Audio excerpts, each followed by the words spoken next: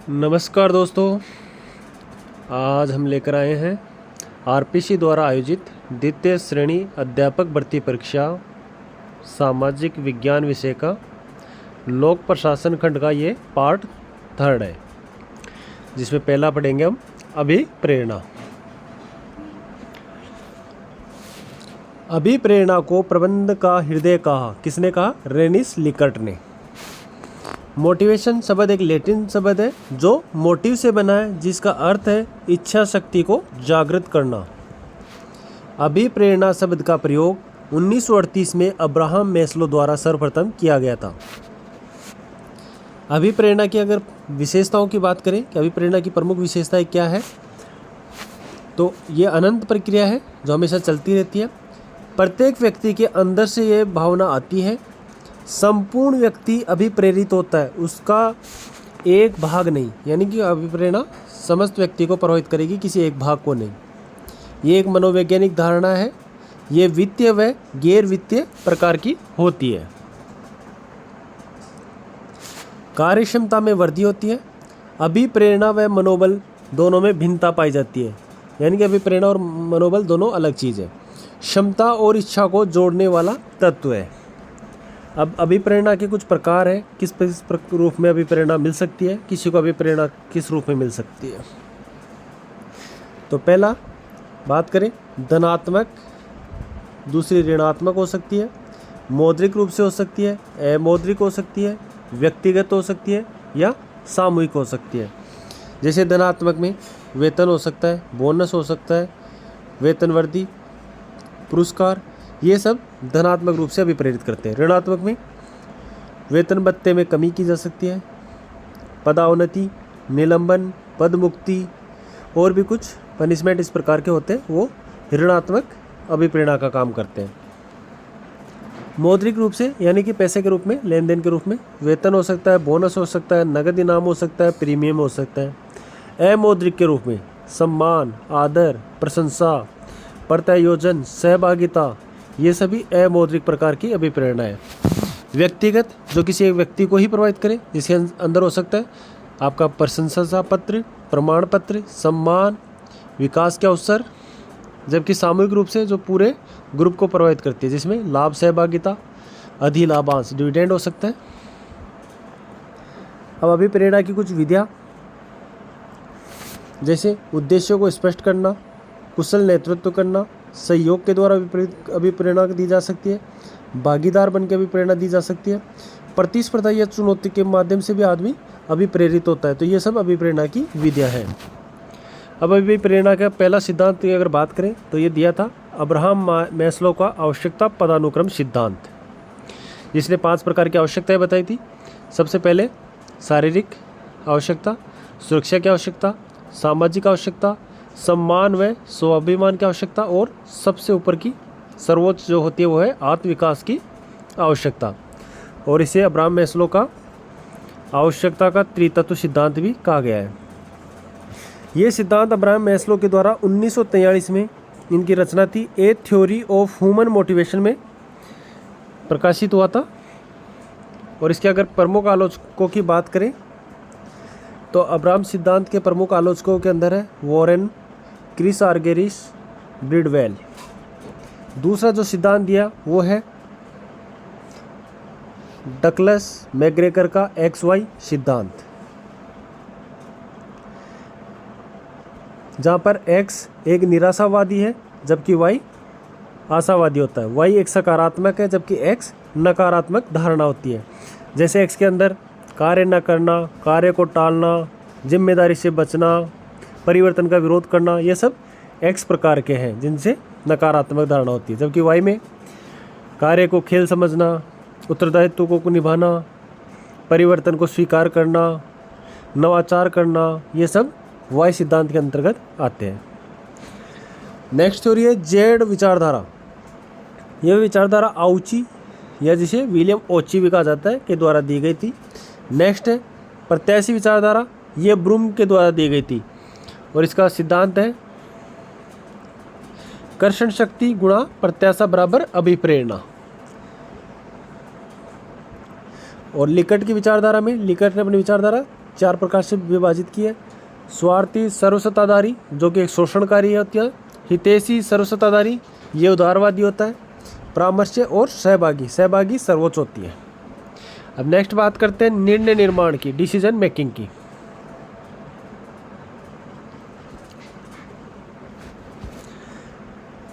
Decision making का जब भी नाम आएगा निर्णय प्रक्रिया का तो सर्वप्रथम हर्बर्ट साइमन का दिमाग में आएगा।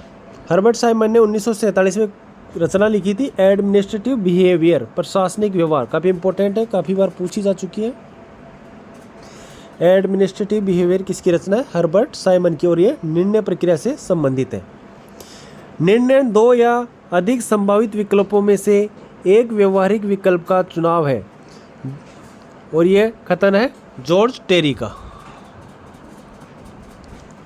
नेक्स्ट है निर्णय उपलब्ध वैकल्पिक समाधान के मध्य से अनुकूलतम तार्किक चयन है, और यह परिभाषा दी थी हर्बर्ट साइमन ने। निर्णय न करना भी एक निर्णय, तभी तो वो निर्णय नहीं करेगा कि मुझे नहीं निर्णय करना, यह भी एक निर्णय प्रक्रिया मानी गई है। खतन में आ जाता है कई बार कि निर्णय न करना भी एक निर्णय का प्रकार है। हर्बर्ट साइमन ने निर्णय निर्माण में तार्किक या विवेकशीलता पर बल दिया था, जहाँ तार्किक, वस्तुनिष्ठ, व्यक्तिनिष्ठ, संचेतन, संकल्पित, संगठनात्मक और व्यक्तित्व। अगर निर्णय निर्माण की प्रक्रिया के मॉडल की बात करें तो 2 प्रकार के मॉडल दिखाई देते हैं। तार्किक जिसे शास्त्रीय या आर्थिक मॉडल भी कहा गया है, ये व्यवहारिक तार्किक और का लाभों का अधिकतम। जबकि दूसरा दिया था सीमित विवेकशीलता या प्रशासनिक मानव, जो कि हर्बर्ट साइमन के द्वारा दिया गया था। सेकंड वाला हर्बर्ट साइमन के द्वारा दिया गया था, सीमित विवेकशीलता का। साइमन के अनुसार निर्णय के प्रकार, साइमन ने निर्णय को 2 प्रकारों में बांटा, प्रोग्राम्ड एंड अनप्रोग्राम्ड। प्रोग्राम्ड जो डेली की रोजमर्रा जिंदगी संबंधित जो बार-बार निर्णय किए जाते हैं, जबकि अनप्रोग्राम्ड जो नवीन होते हैं और नीतिगत होते हैं, पॉलिसी मेकिंग से संबंधित होते हैं। और इन्हीं अनप्रोग्राम्ड जो निर्णय है उन्हें फेयोले अपवाद का सिद्धांत का है। निर्णय प्रक्रिया के चरण की बात करें तो इसके 3 चरण बताए गए हैं। सबसे पहला इंटेलिजेंस एक्टिविटी, अन्वेषण। दूसरा है डिजाइन एक्टिविटी, अभिकल्प, और चॉइस एक्टिविटी, चयन, यानी कि IDC।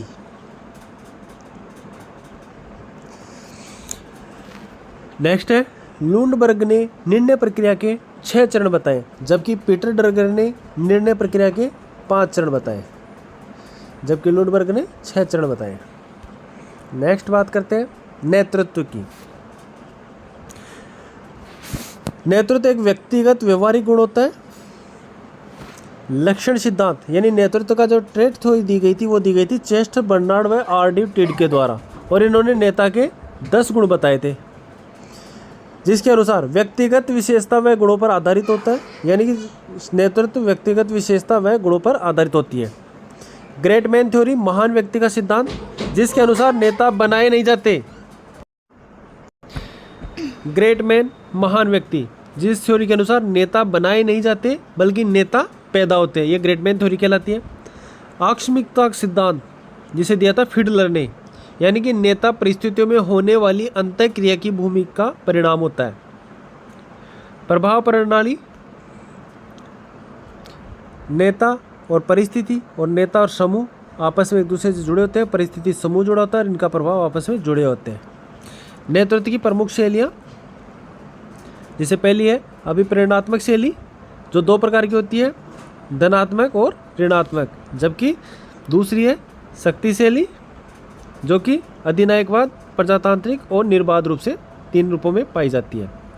बात करते हैं नेक्स्ट शैली की, तो वह है पर्यवेक्षण शैली। इसे भी उत्पाद और कर्मचारी के आधार पर 2 भागों में बांटा गया है। नेक्स्ट है प्रथम प्रशासनिक सुधार आयोग।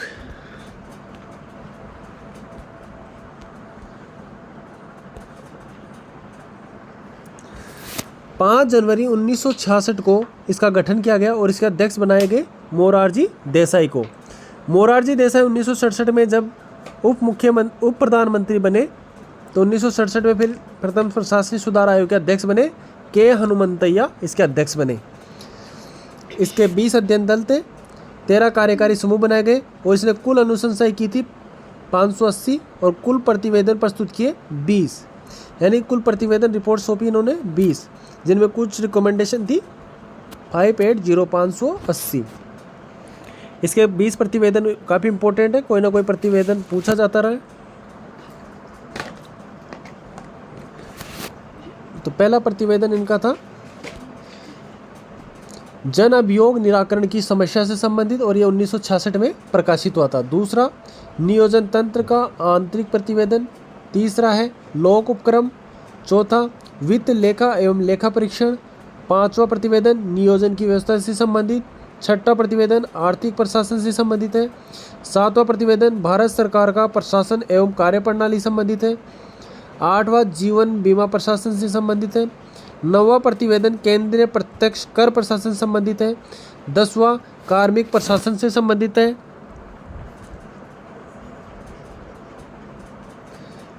11वां प्रतिवेदन वित्तीय एवं प्रशासनिक शक्तियों का स्थानांतरण। 12वां केंद्र राज्य संबंध। 13वां प्रतिवेदन राज्य प्रशासन से संबंधित है। 14वां प्रतिवेदन संघीय क्षेत्र तथा नेफा का प्रशासन संबंधित है। 15वां प्रतिवेदन लघु क्षेत्र से संबंधित है। 16वां प्रतिवेदन रेलवे प्रशासन से संबंधित है। 17वां प्रतिवेदन राजकोष से संबंधित है। 18वां प्रतिवेदन आरबीआई भारतीय रिजर्व बैंक से संबंधित है। 19वां डाकतार से और 20वां वैज्ञानिक विभाग से संबंधित है। पहला और अंतिम आवश्यक रूप से याद रखने योग्य है, 20वां वैज्ञानिक विभाग से संबंधित है। केंद्रीय मंत्री परिषद में 45 सदस्य की रिकमेंडेशन की थी प्रथम प्रशासन सुधार आयोग ने कि केंद्रीय मंत्री परिषद में अधिकतम 45 सदस्य। संसदीय सचिव पद समाप्त किया जाए, यह भी इसकी रिकमेंडेशन थी। प्रधानमंत्री के पास कोई विभाग नहीं हो, यह भी प्रथम प्रशासनिक सुधार आयोग की रिकमेंडेशन थी। वित्त वर्ष का प्रारंभ 1 नवंबर से किया जाए। तो प्रथम जो प्रशासनिक सुधार आयोग था उसने वित्त वर्ष को प्रारंभ करने की रिकमेंडेशन की थी, वो थी 1 नवंबर से, कि 1 नवंबर से वित्तीय वर्ष का प्रारंभ हो। नेक्स्ट है द्वितीय प्रशासनिक सुधार आयोग, जिसका गठन किया गया 2005 से 2009 के लिए और ये 13 मई 2009 को समाप्त हुआ। इसके अध्यक्ष थे वीरप्पा मोइली, जो कि कर्नाटक के पूर्व मुख्यमंत्री रहे थे और इसने कुल प्रतिवेदन सौंपे 15 प्रतिवेदन इन्होंने प्रस्तुत किए थे, जबकि प्रथम प्रशासनिक सुधार आयोग ने 20 किए थे। तो कुल जो 15 प्रतिवेदन है उनकी चर्चा करते हैं। पहला प्रतिवेदन सूचना का अधिकार से संबंधित है, जो जून 2006 में प्रकाशित हुआ। दूसरा मानव संपदा का व्यापक विस्तार। तीसरा संकट प्रबंधन। चौथा शासन में नैतिकता, काफ़ी इंपॉर्टेंट है, चर्चाओं में आजकल ज़्यादा एथिकल रूप से ज़्यादा जोर दिया जा रहा है। पांचवा है लोक व्यवस्था। छठा स्थानीय अभिशासन। सातवां है संघर्ष समाधान हेतु क्षमता निर्माण। आठवां आतंकवाद से लड़ाई। नौवां है सामाजिक पूंजी से संबंधित प्रतिवेदन।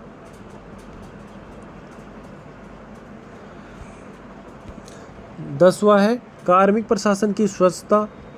11वां ई गवर्नेंस से संबंधित प्रतिवेदन है। 12वां नागरिक केंद्रित प्रशासन। 13वां भारत सरकार की संगठनात्मक संरचना से संबंधित प्रतिवेदन। 14 है वित्तीय प्रबंधन से संबंधित और 15वां था राज्य और जिला प्रशासन से संबंधित प्रतिवेदन। इसकी रिकमेंडेशन में एक दो इम्पोर्टेंट है जो बता देते हैं। सरकारी सेवक की वर्ष में 2 बार गहन समीक्षा हो। दूसरी इम्पोर्टेंट केंद्रीय सिविल सेवा प्राधिकरण का केट का गठन किया जाए। और जो सबसे इम्पोर्टेंट है वो है लोकायुक्त को संवैधानिक दर्जा देने की रिकमेंडेशन भी द्वितीय प्रशासनिक सुधार आयोग ने की थी। के संतानम समिति, जिसका गठन 1964 में किया गया था और ये किस लिए किया गया था? भ्रष्टाचार के निवारण हेतु। और इसकी अनुशंसा पे केंद्रीय सतर्कता आयोग का गठन किया गया। सरकारी आयोग, जिसका गठन 1983 में किया गया और जिसके अध्यक्ष थे रणजीत सिंह सरकारिया। और इन्होंने जो प्रतिवेदन सौंपा वो 2 नवंबर 1987 को अपना प्रतिवेदन सौंपा था। राजस्थान लोक सेवा गारंटी अधिनियम कब बना? 14 नवंबर 2011 को राजस्थान लोक सेवा गारंटी अधिनियम लागू हुआ। नेक्स्ट है लोकपाल, जो कि ओम्बुड्समैन का भारतीय रूप है।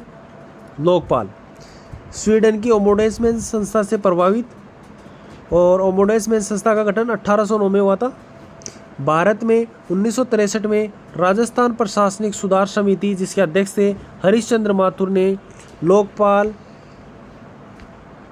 लोकपाल जैसी संस्था की आवश्यकता पर सर्वप्रथम बल दिया था।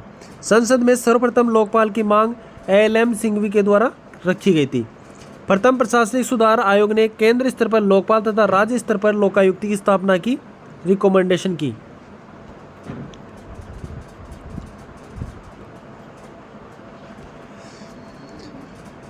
सर्वप्रथम लोकायुक्त विधेयक संसद में 1968 में रखा गया, 9 मई 1968 को रखा गया था।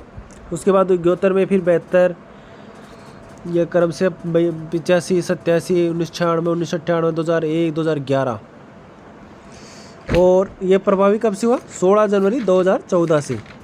संसद में कुल 10 बार लोकपाल विधेयक रखा गया और 10वीं बार में जाके ये पारित हुआ था। और लोकपाल की नियुक्ति राष्ट्रपति द्वारा की जाती है एक समिति की सिफारिश पर, और जिसमें समिति का अध्यक्ष तो बनाया जाता है प्रधानमंत्री को। इसे लोकसभा अध्यक्ष होता है, लोकसभा का विपक्ष का नेता होता है, सुप्रीम कोर्ट CJI इसमें होता है सदस्य, और एक प्रतिष्ठित न्यायिक वेदा इसमें सदस्य होता है। लोकपाल 7 वर्ष से अधिक की जो शिकायत होती है उसकी जांच नहीं करता है। नेक्स्ट है लोकपाल का कार्यकाल। लोकपाल का कार्यकाल 5 वर्ष या 70 साल होता है, और इसके लिए न्यूनतम आयु चाहिए 45 वर्ष की। नेक्स्ट है लोकायुक्त। केंद्रीय स्तर पर लोकपाल होता है, जबकि राज्य स्तर पर लोकायुक्त होता है। लोकायुक्त अधिनियम सर्वप्रथम 1970 में उड़ीसा में पारित हुआ था। पूरे भारत में लोकायुक्त अधिनियम बनाने वाला प्रथम राज्य उड़ीसा था। लोकायुक्त संस्था का सर्वप्रथम गठन 1971 में महाराष्ट्र में हुआ। ये दोनों काफ़ी इंपॉर्टेंट पर्सन है, बार बार परीक्षा में पूछे जाते रहे कि लोकपाल अधिनियम तो सर्वप्रथम उड़ीसा में लागू हुआ, जबकि लोकायुक्त संस्था का गठन महाराष्ट्र में किया गया। और लोकायुक्त अधिनियम उड़ीसा में बना, जबकि लागू कहाँ पर हुआ? महाराष्ट्र में। राजस्थान में लोकायुक्त व उप लोकायुक्त अधिनियम 1973 के तहत लोकायुक्त का गठन किया गया। यानी राजस्थान में लोकायुक्त उप लोकायुक्त अधिनियम का बना 1973 में, 3 फरवरी 1973 को। लोकायुक्त को केरल में पब्लिक मैन के नाम से जाना जाता है, तमिलनाडु में कमिश्नर ऑफ इंक्वायरीज कहा जाता है, जम्मू कश्मीर में भ्रष्टाचार निरोधी अधिनियम के नाम से जाना जाता है। लोकायुक्त की नियुक्ति राज्यपाल के द्वारा की जाती है। त्यागपत्र भी राज्यपाल को देता है, और इसका कार्यकाल होता है 5 वर्ष या 65 वर्ष की आयु। या तो 5 वर्ष का कार्यकाल पूर्ण हो जाए या 65 वर्ष की आयु पूरी हो जाए। और राज्यपाल जो नियुक्ति करता है वो एक समिति की परामर्श से करता है, और समिति में होता है हाई कोर्ट का CJ, विधानसभा में विपक्ष का नेता, और CM जो इस समिति का अध्यक्ष होता है। राजस्थान में प्रथम लोकायुक्त ये थे ID दुआ, जबकि प्रथम उप लोकायुक्त KPU मेनन थे। लोकायुक्त सिफारिश से केवल सलाहकारी है, बाध्यकारी नहीं, सिर्फ सलाहकारी सलाह देते हैं।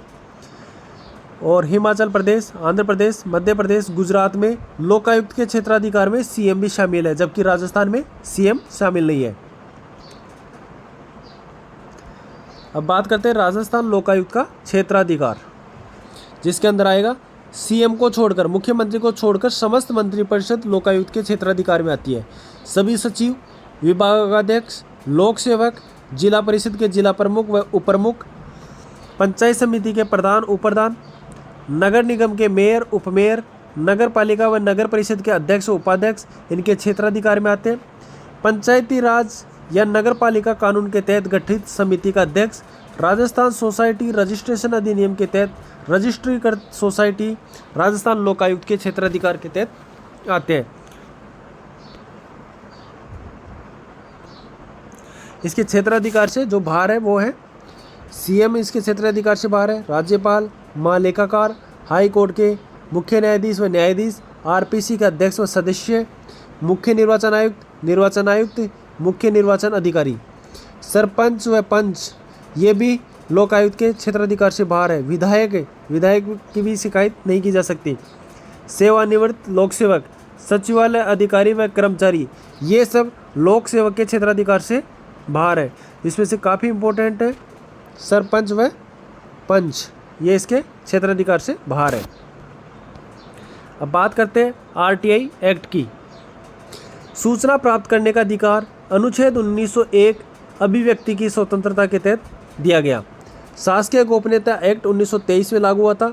इसी एक्ट के तहत सूचनाएं देने से मना किया जाता था, जिसके परिणाम स्वरूप या प्रतिरोध स्वरूप आरटीआई एक्ट का जन्म हुआ था। आरटीआई एक्ट 2005 बना, जो कि 12 अक्टूबर 2005 से जम्मू कश्मीर को छोड़कर संपूर्ण भारत में लागू किया गया था। इसकी प्रमुख धाराओं के अंदर धारा 2F सूचना की परिभाषा, दस्तावेज जिसके अंदर शामिल है। सूचना में दस्तावेज हो सकता है, रिकॉर्ड हो सकता है, रिपोर्ट हो सकता है, ईमेल हो सकता है, प्रेस, परामर्श, परिपत्र, ये सूचना के प्रकार हो सकते हैं। धारा 4 के तहत लोक प्राधिकारियों हेतु बाध्यताएं हैं। लागू होने के 120 दिन में लोक प्राधिकारी संगठन का प्रावधान। धारा 5 लोक सूचना अधिकार से संबंधित है। आरटीआई एक्ट लागू होने के 100 दिन में केंद्रीय व राज्य लोक अधिकारी नामित किए जाएंगे। धारा 6 सूचना प्राप्ति की विधि है। लिखित या इलेक्ट्रॉनिक रूप से सूचना प्राप्त की जा सकती है। इंग्लिश में, हिंदी में या क्षेत्र की राज्य भाषा में सूचना प्राप्त करने का अधिकार है। बात करें समय अवधि की, तो लोक सूचना अधिकारी 30 दिन में सूचना उपलब्ध कराता है। लोक सहायक सूचना अधिकारी अधिकतम 35 दिन में करा सकता है।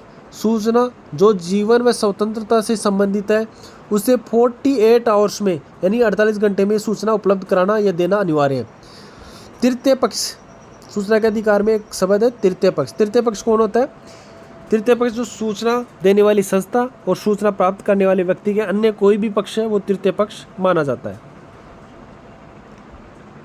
तृतीय पक्ष की सूचना गोपनीय प्रकार की होती है और ये 5 दिन में दी जा सकती है। और तृतीय पक्ष से संबंधित सूचना 40 दिन से अधिक समय का टाइम नहीं लिया जाता। और आरटीआई एक्ट लगाने के लिए जो शुल्क है, फीस है, वो 10 रुपये। सूचना प्राप्ति के लिए जो एप्लीकेशन आवेदन लगाते हैं उसके लिए फीस है 10 रुपये। और प्रति डिस्क या फ्लॉपी के लिए 50 रुपये अलग से दिया जाएगा, शुल्क के रूप में लिया जाएगा अगर आपको फ्लॉपी या डिस्क चाहिए तो। फोटोस्टेट कॉपी के लिए 2 रुपये प्रति पेज के हिसाब से लिया जाता है। रिकॉर्ड निरीक्षण, तो प्रथम घंटा अगर आप रिकॉर्ड का निरीक्षण करते हैं, इंस्पेक्शन करते हैं तो फ्री है, लेकिन उसके बाद प्रत्येक मिनट के लिए 5 रुपये आपको पे करना होगा। धारा 8(1) सूचना प्रकटन में छूट न दी जाने वाली सूचनाओं का उल्लेख करती है। इसमें कुछ सूचनाएं हैं जैसे कि जो सूचना राष्ट्रीय एकता अखंडता से संबंधित हो, संसद या विधानसभा के विशेषाधिकार हो सकता है, विश्वास पर प्राप्त सूचना, जीवन व शारीरिक सुरक्षा से संबंधित सूचना, न्यायपालिका अवमानना से संबंधित, कॉपीराइट, ट्रेड सीक्रेट से संबंधित सूचनाएं देने से इनकार किया जा सकता है। और यह है आरटीआई एक्ट 2005 की धारा 8(1) के तहत। आरटीआई एक्ट में दिए गए निर्णय के खिलाफ प्रथम अपील की जा सकती है और उसके 90 दिन के बाद द्वितीय अपील की जा सकती है। और अपील का निस्तारण 30 दिन में किया जाना अनिवार्य है। अधिकतम 45 दिन लिया जा सकता है। और इस आरटीआई एक्ट की धारा 12 के तहत केंद्रीय सूचना आयोग का गठन किया गया है, जबकि धारा 15 के तहत राज्य सूचना आयोग का गठन किया गया। इस प्रकार से लोक प्रशासन द्वितीय श्रेणी शिक्षक भर्ती परीक्षा सामाजिक विज्ञान पेपर के लिए लोक प्रशासन का खंड कंप्लीट हुआ। धन्यवाद।